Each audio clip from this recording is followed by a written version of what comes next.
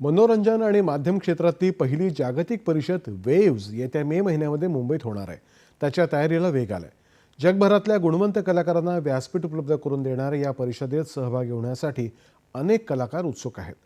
या कार्यक्रमाच्या निमित्तानं विविध स्पर्धाही आयोजित करण्यात आल्या आहेत. नुकत्याच झालेल्या ॲनिमे आणि मांगा स्पर्धेमध्ये व्हॉइस ओव्हर आणि डबिंग कलाकार गणेश चिंचकर विजयी झाले. त्यांनी आपली प्रतिक्रिया व्यक्त केली.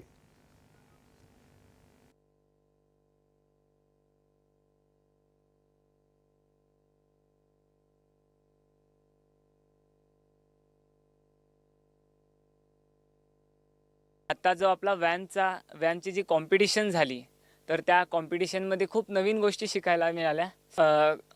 खूप मोठ्या-मोठ्या आर्टिस्टला भेटायची संधी मिळते आहे. खूप मोठ्या-मोठ्या आर्टिस्टकडून शिकायची संधी मिळते आहे आणि त्यामुळं जे उभरते आर्टिस्ट आहेत, ज्यांना या फील्डमध्ये करिअर करायचं आहे, त्यांना अशा टॅलेंटकडून शिकायला मिळाल्यानंतर खरं तर बाकी जास्त कुठं काही जाण्याची गरजच भासत नाही आहे आणि गव्हर्नमेंट ऑफ इंडिया हा उपक्रम राबवते, त्यामुळं कोणतीही गोष्ट कमी पडत नाही आहे आम्हाला. सगळ्या गोष्टी उपलब्ध होत आहेत.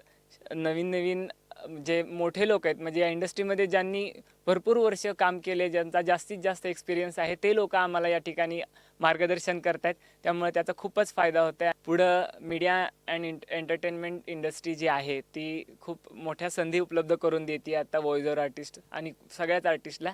तर खरं तर ही खूप महत्त्वाची गोष्ट आहे.